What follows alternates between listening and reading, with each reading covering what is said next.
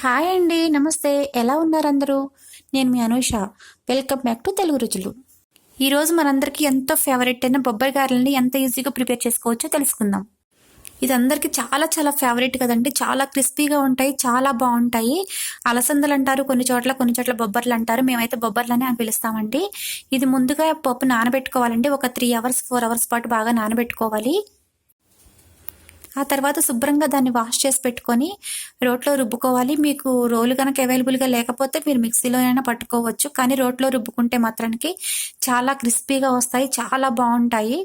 అందుకోసమని రోట్లోనే రుబ్బుతున్నాము. ఇందులో ఒక 10-15 పచ్చిమిర్చి వేసుకున్నామండి. పావు కేజీ పప్పు నానబెట్టాము.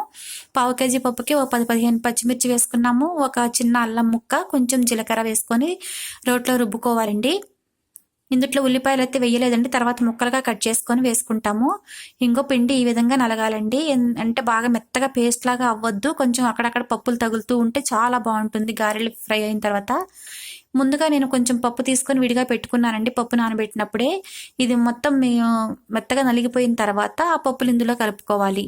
ఇది ఫ్రై అయిన తర్వాత మధ్య మధ్యలో పప్పులు తగులుతూ ఉంటే చాలా బాగుంటాయండి. నోటి కింద కరకరలాడుకుంటూ సూపర్గా ఉంటాయి. ఆ తర్వాత ఇందులో కొంచెం కరివేపాకు కట్ చేసి పెట్టుకొని వేసుకోవాలి. ఇప్పుడు సన్నగా కట్ చేసి పెట్టుకుని ఉల్లిపాయ ముక్కలు వేసుకోవాలి. మీకు నచ్చితే మీరు రుబ్బుకునేటప్పుడు కూడా ఉల్లిపాయలు వేసుకోవచ్చు. కానీ నాకైతే ముక్కలు కట్ చేసుకొని ఇందులో వేసుకుంటే కలుపుకుంటేనే ఇష్టం అండి. అందుకని నేను ఇలాగే చేపిస్తున్నాను. మా అమ్మగారండి అక్కడ వంట చేసేది. యాక్చువల్గా నేను కాదనమాట. మొన్న మేము ఊరెళ్ళాము, అక్కడ అమ్మ చేసింది అనమాట ఇది. అదే చేసిన అమ్మ ఇట్లా రోట్లోనే రుబ్బి చేస్తారు ఎప్పుడు కూడా. మిక్సీ అవన్నీ ఏం పట్టరు అనమాట. చూస్తున్నారు కదా, ఈ విధంగా పప్పు ఇట్లా ఉండాలి, ఇలా మెదగాలన్నమాట. ఇప్పుడు ఇదంతా ఒక గిన్నెలోకి తీసుకుంటున్నారు. చాలా బాగుంటాయండి. మామూలుగా సంక్రాంతి టైంలో అయితే నాటుకోడి చికెన్ పులుసు పెట్టుకొని ఈ గారెలు పక్కన పెట్టుకుంటే ఎన్ని తింటామో ఎంత తింటామో కూడా తెలియదండి. అంత బాగుంటాయి అనమాట. అంత టేస్టీగా ఉంటాయి. మనం గారెలు ఎన్నో రకాలుగా వేసుకుంటాం, మినపప్పుతోటి, పెసరపప్పుతోటి. కానీ బొబ్బరి గారెలు అంటేనే ఆ టేస్టే వేరండి. చాలా చాలా బాగుంటాయి.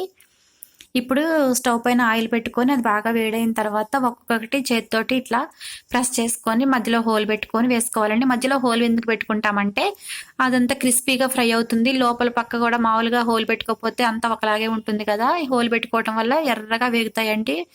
మధ్యలో గ్యాప్ ఉంటుంది కదా, మొత్తం ఫ్రై అవుతుంది. చాలా బాగుంటాయండి.